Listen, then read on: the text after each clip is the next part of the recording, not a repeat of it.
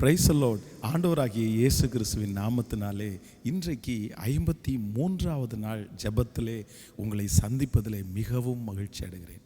உங்களுடைய இருதயம் கலங்கவே வேண்டாம். ஆண்டவர் நிச்சயம் அனுக்கிரகம் செய்வார். நம்முடைய ஜெபத்திற்கெல்லாம் கர்த்தர் பதில் தருவார். நாம் நிர்மூலமாகாதிருப்பது அவருடைய பெரிய கிருபை. எத்தனையோ போராட்டங்களை தாண்டினோம், பிரச்சனைகளை தாண்டினோம். இதையும் தாண்ட நிச்சயம் ஆண்டவர் உங்களுக்கும் எனக்கும் அனுக்கிரகம் பாராட்டுவாராக.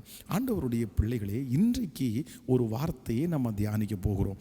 வேதத்திலே நியாயாதிபதிகளின் புஸ்தகம் 6ஆம் அதிகாரத்தினுடைய 14வது வசனம். அப்பொழுது கர்த்தர் அவனை நோக்கி, உனக்கு இருக்கிற இந்த பலத்தோடே போ, நீ இஸ்ரவேலை மீதியானியரின் கைக்கு நீங்களாக்கி ரட்சிப்பாய், உன்னை அனுப்புகிறவர் நான் அல்லவா. ஆண்டவருடைய பிள்ளைகளே, இங்கே ஆண்டவருடைய மனுஷனை பார்த்து கர்த்தர் ஒரு வார்த்தையை சொல்லுகிறார், நீ இருக்கிற இந்த பலத்தோடே போ. இந்த மனுஷன், தேவ மனுஷன் கேட்குறான், ஆண்டவரே என்கிட்ட என்ன பலன் இருக்குது, என்கிட்ட என்ன திறமை இருக்குது, நான் என்னை ரட்சிப்பேன்னு சொல்கிறீங்க, பெரிய காரியத்தை செய்வேன்னு சொல்கிறீங்க, பட் என்கிட்ட அந்த காரியத்தை செய்கிறதுக்கு ஒன்றுமே இல்லையே அப்படின்னு சொல்லும்போது கர்த்தர் அந்த தேவ மனுஷனிடத்தில் பேசுகிறார். இல்லை இல்லை இல்லை, நீ இன்னொருத்தரிடத்துல வாங்கிட்டெல்லாம் போக வேண்டாம், இது எனக்கு இல்லையென்னெல்லாம் நினைக்கிறாங்க, இருக்கிற இந்த பலத்தோட போ, இது போதும், மீதியானியரை நான் உன் கையிலே கொடுப்பேன் என்று கர்த்தர் வாக்கு கொடுக்கிறார்.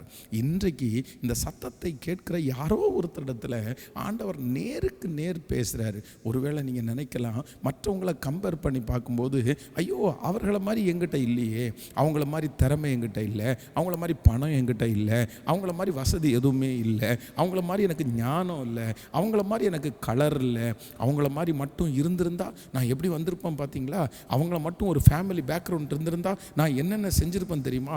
இன்றைக்கி நிறைய ஆண்டவருடைய பிள்ளைகள் தங்களுடைய மனதில் என்ன நினைக்கிறாங்க அப்படின்னு சொன்னால், அவங்கள மாதிரி மட்டும் இருந்திருந்தா நானும் வந்திருப்பேன், நானும் முன்னேறியிருப்பேன், அவங்கள மாதிரி எனக்கு ஒரு ஆப்பர்ச்சுனிட்டி கிடைக்கல, அவங்கள மாதிரி ஒரு சூழ்நிலை எனக்கு அமையலை அப்படின்னு நிறைய பேர் சொல்லுவார்கள். ஆனால் ஒன்று நினைத்து கொள்ளுங்கள் ஆண்டவருடைய பிள்ளைகளே, அவர்களிடத்திலே இருக்குது எங்கிட்ட இல்லைன்னு நீங்கள் ஒப்பிட்டு பார்க்க வேண்டாம்.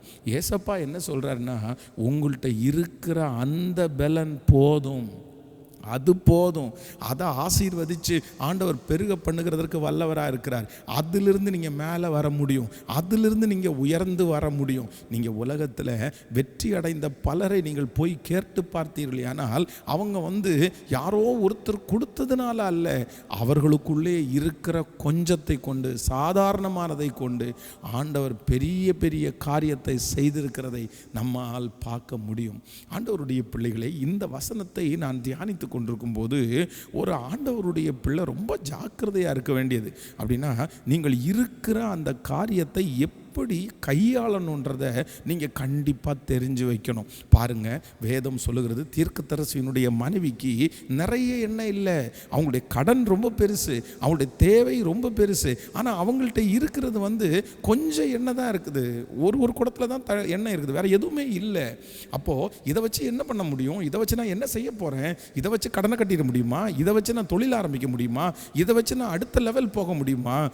சின்ன பிள்ளைகளை போல நம்ம இந்த மாதிரி பேசிட்டே இருக்கக்கூடாது. நான் நம்புகிறேன், அந்த சின்னது தான் பெரிதாய் மாறும். அந்த இடத்திலிருந்து தான் ஆண்டவரை ஆசீர்வதிக்கிறவர். கர்த்தர் கொஞ்சத்தில் உண்மை உள்ளவனை அநேகத்தின் மேலே கர்த்தர் அதிகாரியாய் வைப்பார். அதனால நீங்கள் கவலையே படாதீங்க. மனசுலேருந்து அந்த கவலையை தூக்கி போடுங்க. ஐயோ ஆண்டவரே, அவனை மாதிரி ஒரு குடும்ப வாழ்க்கை எனக்கு அமைச்சிருக்கலாம்ல, ஒரு கணவனை அமைச்சிருக்கலாம்ல, ஒரு மனைவி அமைச்சிருக்கலாம் இல்லை, நான் நல்லா வாழ்ந்திருப்பேன்ல. இல்லை இல்லை இல்லை, அவங்கள மாதிரி அமைச்சு வாழ்கிறதில்ல, உங்கள்கிட்ட இருக்கிறதையே நீங்கள் பெஸ்ட்டாக வாழ முடியும், இருக்கிறதுல சாட்சியாய் வாழ முடியும், இருக்கிறதுலேருந்து ஆண்டவர் உங்களை பல மடங்கு உயர்த்த முடியும். எத்தனை பேர் ஆமோதிக்கிறீர்கள்? ஹாலே, அதுதான் கர்த்தர் சொல்லுகிறார், இருக்கிற இந்த பலத்தோடே போ, இருக்கிற இந்த பலத்தோட போ. ஆண்டவருடைய பிள்ளைகளே, ஒரு தேவனுடைய பிள்ளை நீங்கள் உங்கள் கையில் கொஞ்சம் இருக்குதோ நிறைய இருக்குதோ, ஆனால் நம்ம 2 காரியத்தை மட்டும் இன்றைக்கி சொல்லி நான் ஜெபித்து முடிக்கிறேன்.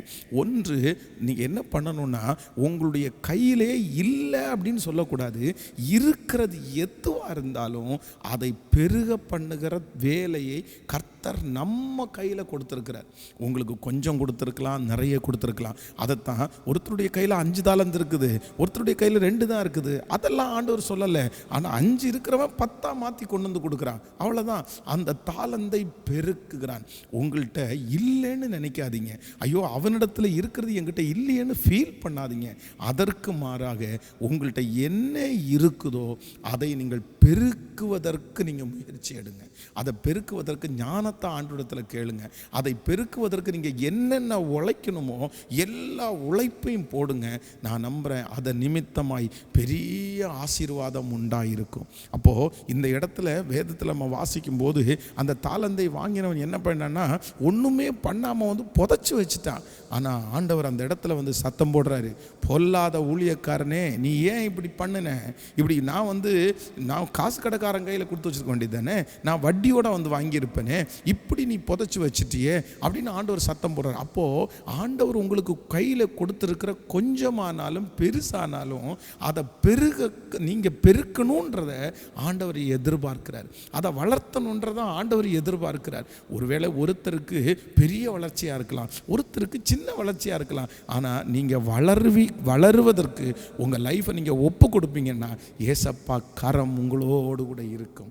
ஆமேன்னு சொல்லுங்கள். மறந்துடாதீங்க. நம்பர் 1, உங்கள் கையில் இருக்கிற கொஞ்சத்தை பெருக்கிறதுக்கு ஏசப்பாட்ட ஞானத்தை கேளுங்க, கிருபையை கேளுங்க. ஏசப்பா என் கையில் கொஞ்சமாக தான் இருக்குது, என் கையில் ஒன்றும் இல்லை, ஆனால் எப்படியாவது இதை பெருக்கிறதுக்கு எனக்கு உதவி செய்யணும்னு கேளுங்க. நம்பர் 2, ஒரு ஆண்டவருடைய பிள்ளை இரண்டாவதாக நீங்கள் ஒன்றுமே இல்லை, எனக்கு அவங்கள மாதிரி இல்லை அப்படின்னு நினைக்கிற நேரத்தில் உங்கள்கிட்ட இருக்கிறது கொஞ்சம், எங்கிட்ட இருக்கிறது சொற்பம் அப்படின்னு நினைக்கிற நேரத்தில் வேதம் சொல்லுகிறது 5 அப்பத்தையும் 2 மீனையும் ஏசப்பா கையில் கொண்டு போய் கொடுத்துட்டாங்க. ஏசப்பா கையில் கொண்டு போய் கொடுத்த உடனே அந்த 5 அப்பமும் 2 மீனும் புருஷர்கள் மட்டும் 5000 பேர் சாப்பிட்டு மிச்சம் எடுத்தார்களாமா. அப்போது ஆண்டவருடைய பிள்ளைகள் இன்றைக்கு ஒன்று ஞானத்தை கற்றுக்கொள்ளுங்க. உங்கள்கிட்ட இருக்கிற அந்த கொஞ்சத்தை ஏசப்பா கையில் கொடுத்து ஆண்டவரே எனக்கு பெரிய திறமை எதுவும் இல்லை ஆண்டவரே, எனக்கு பெரிய காரியம் எதுவுமே இல்லை ஆண்டவரே, இப்போ இது உங்கள் கையில் கொடுக்குறேன், உங்கள் பாதத்தில் வைக்கிறேன், நீங்கள் ஆண்டவருடைய கையில் கொடுங்க, ஜெபத்தில் கையில் கொடுங்க, அந்த வேலையை ஏசப்பா கையில் கொடுங்க, அந்த வாகனம் ஓட்டுறதை ஏசப்பா கையில் கொடுங்க. எனிவே என்ன இருக்குதோ ஏசப்பா கையில் கொடுங்க. ஆண்டவரே நீங்கள் என்ன பிளஸ் பண்ணுங்க, நீங்கள் என்ன உயர்த்துங்க, நீங்கள் என்ன ஆசீர்வதிங்க. நீங்கள் கேளுங்க.